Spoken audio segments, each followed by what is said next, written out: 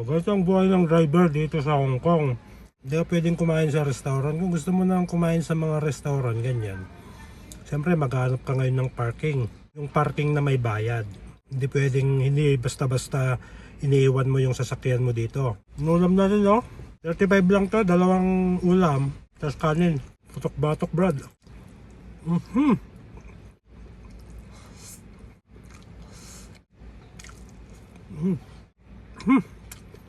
Taba. Ano pa hinihintay mo kung may asawa ka na nasa Pinas na gustong magtrabaho ng driver dito? Pag-applyin mo na. Para naman sabi nila, makapagsahod ng 100,000 daw. Pataas. Tawang ko.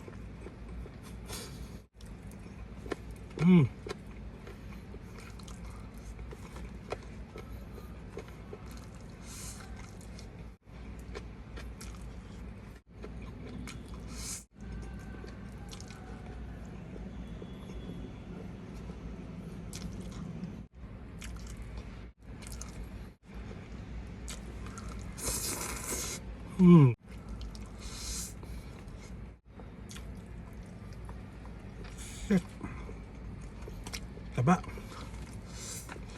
May blood naman na yata ako. Daming mga Pilipina pala dito sa Hong Kong. Kala ko mga Arabo. Mga Pilipina pala. May mga Pilipina pala sila dito. Taktak-tira mo to.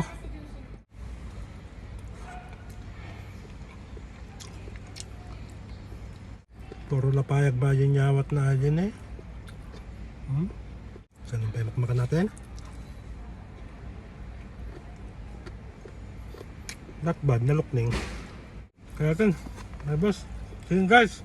Thank you.